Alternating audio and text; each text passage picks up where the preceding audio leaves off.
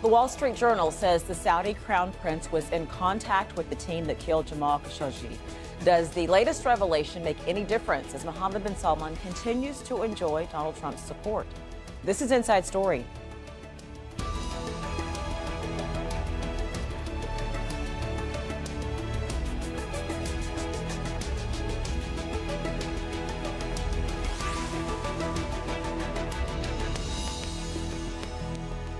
Hello and welcome to the program. I'm Rochelle Carey. The CIA has reportedly concluded the order to kill Jamal Khashoggi was given by the Crown Prince Mohammed bin Salman. The Wall Street Journal says it's obtained details of the highly classified CIA document. The newspaper says bin Salman sent at least 11 messages to his closest advisor, Saud al-Qahtani. He supervised the so-called hit team that killed Khashoggi. The CIA says al-Qahtani was in direct communication with the team's leader in Istanbul in the hours before and after the journalist was murdered. The Saudi team was reportedly assembled from the Crown Prince's top security men in the Royal Guard. The judgment on bin Salman's likely culpability is based on the prince's personal focus on Khashoggi, who criticized him, as well as the prince authorizing the same team to target other opponents. The Saudi leader is reported to have told associates in August of last year that if efforts failed to persuade Khashoggi to return to Saudi Arabia, he would be lured somewhere else. The Saudi leadership has repeatedly denied bin Salman's involvement and says any accusations are based on speculation. Donald Trump and the U.S. Secretary of State contradict the CIA assessment, saying there's no direct evidence linking Khashoggi's murder to Mohammed bin Salman. He's made his first major appearance since the killing at the G20 summit in Argentina. Alan Fisher saw the reception that his world leaders gave him in Buenos Aires. There are diplomatic protocols, so the Saudi Crown Prince was welcomed to the G20, but his diary won't be as full as normal. The Saudi Foreign Ministry quickly tweeting out pictures of Mohammed bin Salman talking to other world leaders, keen to show he's not been isolated or ignored. The French president had a brief exchange, at one point complaining in English that the Crown Prince doesn't listen to him.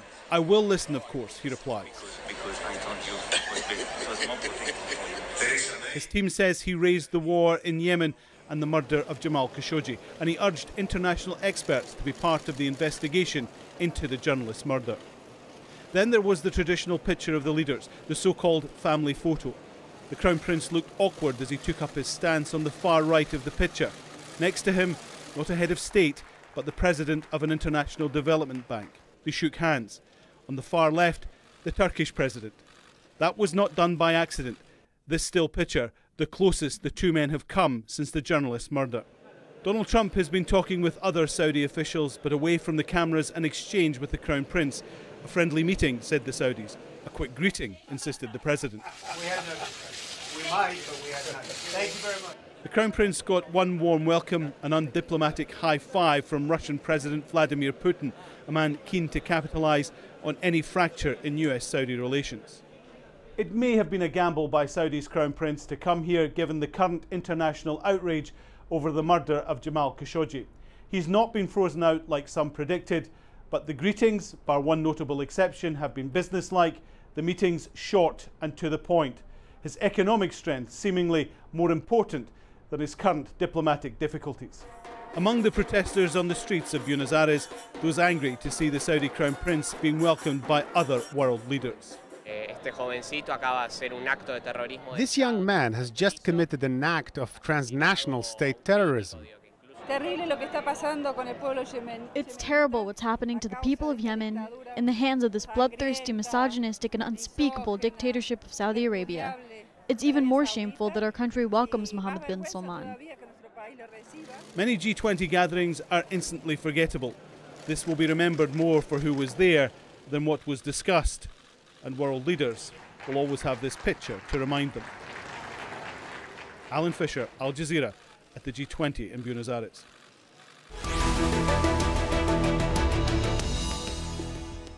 Let's bring in our guest now. Joining us from London, Imanuddin Al-Jabouri. He's a writer and academic. In Istanbul, Ahmed Al-Barai, writer for Middle East Eye and Daily Sabah. Also in London, Jacob Perikilis, deputy head of the U.S. and the Americas program at Chatham House. A warm welcome to all of you. Thank you very much. Imaduddin, I'll start with you. What do you make of these excerpts of the CIA findings, their conclusion with the wording is medium to high confidence that Prince Mohammed bin Salman personally targeted Jamal Khashoggi?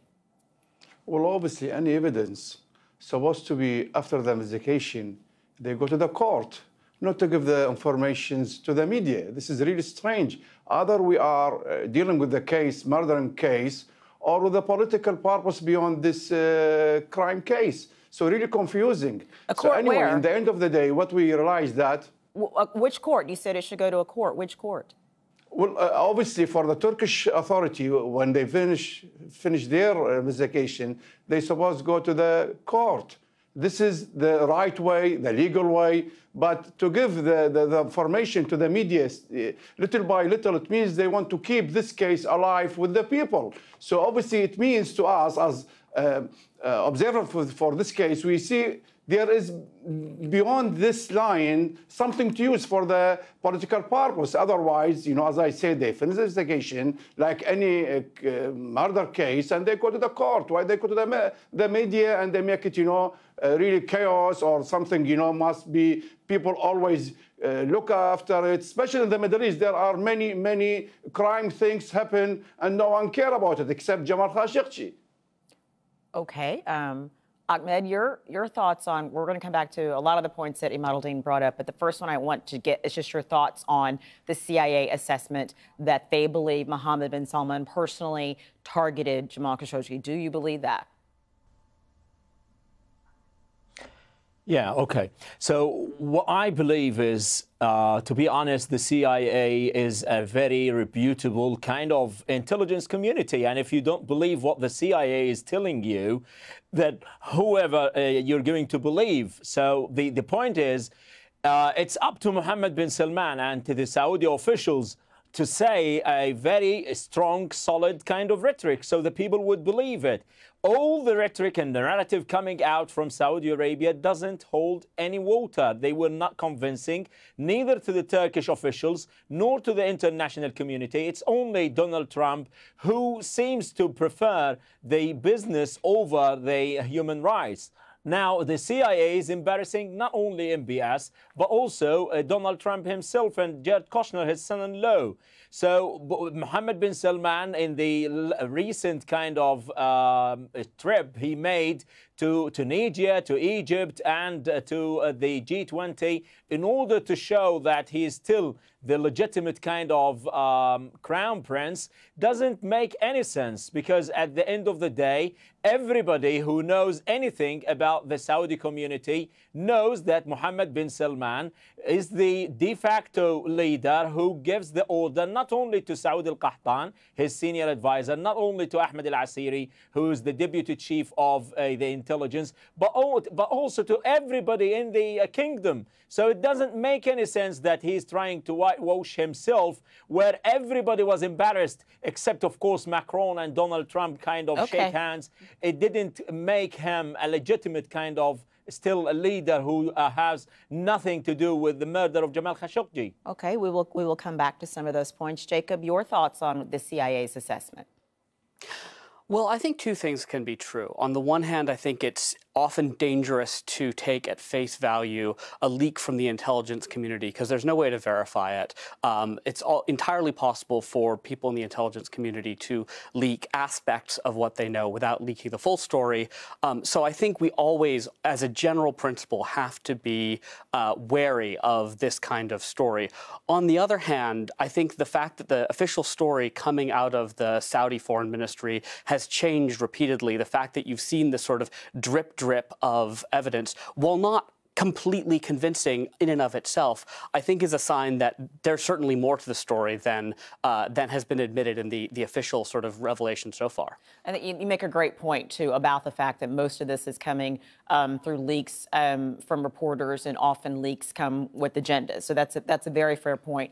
Having said that, what do you think of the fact that the U.S. president and the Secretary of State, who used to be the head of the CIA, are not speaking more forcefully on what it appears the CIA's assessment may be. What do you, I don't know, what do you make of that? Well, I think there's a very, very sort of straightforward political calculus here, and Trump has done us all the favor of explaining that in extremely blunt language. He said essentially the relationship with Saudi Arabia is incredibly important, and it kind of doesn't matter because it's an important relationship and we have to preserve it. And more to the point, it's the relationship between the central figures in the Trump administration, between Trump and Jared Kushner and Mike Pompeo and MBS himself. It's not just the sort of big strategic relationship between the two countries. That kind of personalization of the relationship has long-term problems for both sides, but I think it also points to a kind of logjam in the U.S. system. The CIA is clearly leaking this because they don't see an option through the internal channels, either through the State Department or into the West Wing itself, hence their sudden willingness to speak to reporters. Wow, it's an interesting point for the U.S. to be at. Ahmed, let me ask you something. You're in Istanbul. Imad al-Din brought up the point that Turkey seems to be drip releasing information and kind of, he says, dragging this out, I guess, for the sake of keeping the public interest. What do you make of the way that they have been handling this? They do seem to hold a lot of the cards. Well, to be honest, Mitchell, it's very clear that Turkey from the very beginning followed a very successful and effective kind of a strategy. Saudi Arabia, it seems that they wanted to pick up a fight with the Turkish officials here, but Turkey refrained from any kind of a statement till they have lots of evidence, and they started using this drip strategy. They adopted it from the very beginning by leaking the evidence to the local media and to some international media outlets in order to form this kind of front against Saudi Arabia, which is not only Turkey against MBS or Turkey against Saudi Arabia, it's the international community. And you understand when they started even sharing these evidence with the international intelligence communities like the United States, Canada, Germany, France, the UK, and all of this is to put more pressure on MBS.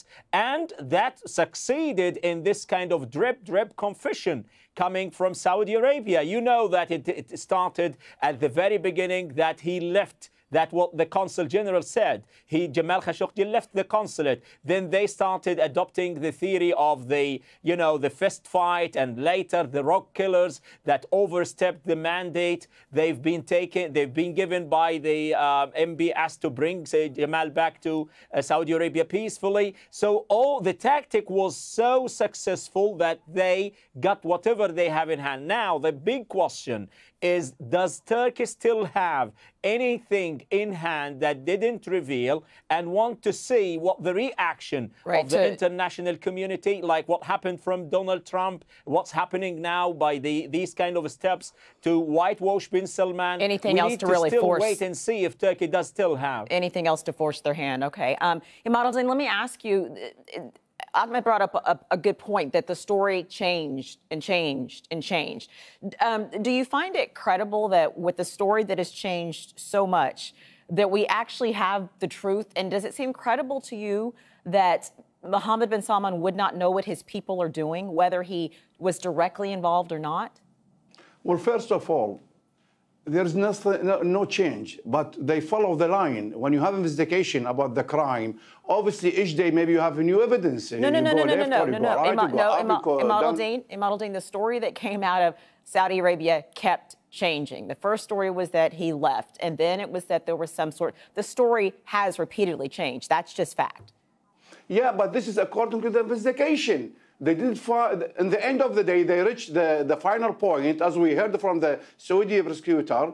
He said there are 21 persons who involved. I mean, after the investigation, they find 11 who they accused them, 5 of them who they made the crime, and he asked for execution, to execution them. So this is the picture very clear with the Saudi authority. So obviously, what I want to say, not to choose what we want and play with the words. So we say, well, like the Saudi, they have, contradiction. No, there was investigation. They follow the line. But in the end of the day, when they finish it, they say there are 21 persons, 11 accused them, 5 who made the crime, Mitchell, and the picture very clear according to them. Not to mention the foreign secretary. of Saudi Arabia ask asked the Turkish government to supply them 3 times about the evidence, and they refused. Okay, Ahmed, yes, you can absolutely respond. Can I ask a question to the friend from the UK? I know, when we know that the prosecutor of Saudi Arabia asked for death penalty to 5 of the suspects. Do we know where the body is? Did they tell them before they kill them if this sentence is executed? Did they tell them where is the body and who is the local collaborator? Why didn't they share this with the Turkish officials? Imad al-Din, the question I believe he's putting to you is, did Saudi do everything they could to get to the bottom of what happened? Well, obviously, there are other questions, which is still bigger mark. No one can answer these questions. First of all, not on the Saudi authority to blame. The Turkish side as well, you have to blame. First of all, listen, for his fiancée, when she kept quiet 7 hours from 1:15 to 8:15, what she did during these 7 hours, and he told her to be in touch with the Yassin Qtai if he late, the vice. So, Imad al-Din, are we now? Imad al-Din, let me stop. Sir, just give me another 2 minutes, please. The second thing, why the Turkish authority, they give the photos between the airport to the hotel, but there are 7 cameras, 3 of them official, close to the Saudi consul. They didn't give us these photos from the hotel to the Saudi consulate. Why? Sir, we're not detectives here. We're not forensic experts. I hear what you're saying, that you still have some questions about the investigation and you would like for Turkey to be more forthcoming. That's a fair point. Jacob, who should be doing an investigation? When will an investigation realistically happen, if ever? Well, it's a complicated question, and there are legitimate claims from a few sources. This is Turkish territory, but it's also a Saudi diplomatic compound. And Khashoggi was not a U.S. citizen, but he was a U.S. legal permanent resident. So that gives the U.S. sort of subsidiary status to Turkey and Saudi Arabia.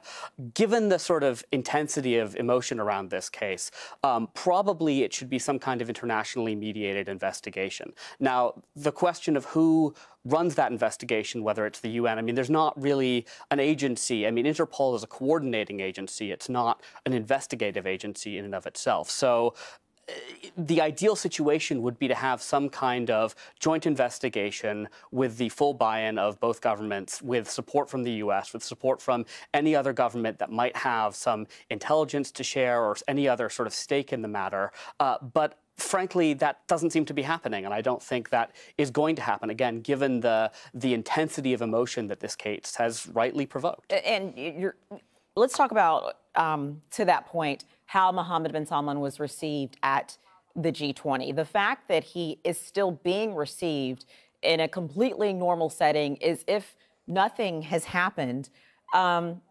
What does that say about where the will of the international community is for there to be any of these types of possible investigations? I'd like, Jacob, I'd like you to respond, and then Ahmed, I'd like your reply as well. I mean, frankly, it's not surprising. World leaders are received into settings like the G20 regardless of what's going on. I mean, Vladimir Putin was received even though his navy had blocked the passage of Ukrainian ships through the Sea of Azov, fired on them, and then taken hostages of the crew and put their supposedly taped confessions on the internet. I mean, you can go down a list of various sort of bad acts committed by the governments of the G20 and other international bodies, and people are still welcome. That's just the reality of the international system. I mean, short of full-fledged war or full-fledged war crimes, this kind of thing just doesn't really change the sort of the calculus or the mechanics of international diplomacy. Ahmed, it doesn't seem that U.S. President Donald Trump or Mike Pompeo are going to push this much further. But it's a different story when you talk about the U.S. Congress. There are people in both parties that are not okay with the answers they've gotten. And in January, the Democrats will also be taking over. Do you hold out any hope that there is still any type of leverage or any power in the U.S. to push this? Well, I do have hope in the international media. The time the international media start neglecting the story of Jamal Khashoggi and does not make headlines and is not on the front pages, then you should be concerned. But I believe that thanks to the international media, that they still keep it alive. And second, of course, the establishments in the United States do believe in the values and the democracy of the United States, and they do want these values to be more important than businesses. And that's exactly the opposite of what Donald Trump is doing. Donald Trump, Jared Kushner, and Pompeo believe that it's only money. They want to bring America great again with the money of blood coming from Saudi Arabia and MBS. And he said it bluntly. Donald Trump said it's 500,000 jobs. And if we don't sell them the ships, they're going to go to Russia and China. So I do have trust in the establishment. But to be honest, they're not doing enough. When practicing more pressure on Donald Trump, the question is, Rachel, it's very clear that MBS is involved in this. And he was embarrassed in the G20. He was completely alienated, isolated by all the leaders because of the international media. And again, these kind of diplomats or leaders like Donald Trump, Macron, and Putin, they should have serious problems when it comes to journalist lives, to human rights. Unfortunately, we're not in a perfect world. Let me bring in Imad Al-Din back into this conversation. How would you like to see Saudi Arabia deal with the questions that are coming, the pressure that's coming? How would you like to see them respond? How would you like to see MBS respond? Is there a way that you see Saudi moving past this? Well, to the Saudi government, everything is normal. Some media, who they use it, as I mentioned it earlier, that for the political reasons, to the Saudi point of view, everything was clear. They finished their investigation so far. They accused what they accused, and the Saudi Crown Prince, he acted on his behalf. But there are still protests. There are still sanctions. There are individuals that have been sanctioned, and there still is the potential for this to go to the next level in January when there's a new Congress. So I'm asking, is it something that you think Saudi will just wait out, or how would you like to see them deal with this? No, people are with, people are against. So not to be reasonable and logical to think about it, you have to put it in balance, not to select and collect what you want and push in the media. No, some people are against, fine. People supporting the Saudi Crown Prince, fine. So at the end of the day, this crime supposed to be end in the court, not in the media, and keep the people alive, like, you know, there is monster must be follow him. This is all of this, you know, to me, it's rubbish. It doesn't help the fact. Go to the court if you have the evidence and finish the case. Don't follow the Crown Prince, because the Crown Prince careless about those people who want to make just crowding in the media. Okay, Jacob, let me ask you something really quick. Imad Al-Din brought up a good point earlier. He said that as crass as it is, there's horrible things that happen all the time, and this is just one more horrible thing. But this horrible thing has gotten a lot of attention, has upset a lot of people. Are you surprised by that? How much longer do you think that this will stay in the forefront? I think the fact that Khashoggi was personally known to a lot of people in particularly the Washington, D.C. sort of media and government establishment probably accounts for the reason why this story has had such legs. And you know, as we've heard, the sort of drip of revelations coming from the Turkish government have kind of played that along. I don't think that, I mean, just looking at it from a perspective of U.S.-Saudi relations, I don't think that this is going to be the sort of single turning point in U.S.-Saudi relations. But I think it'll be part of a broader trend where, because there's that disconnect between the establishment, and you've just seen, 63 senators in a very closely divided Senate where the Republican Party has been been loath to break with the president. 14 Republican senators went along with all the Democrats to pass a resolution calling for an end to American support for the Saudi war in Yemen.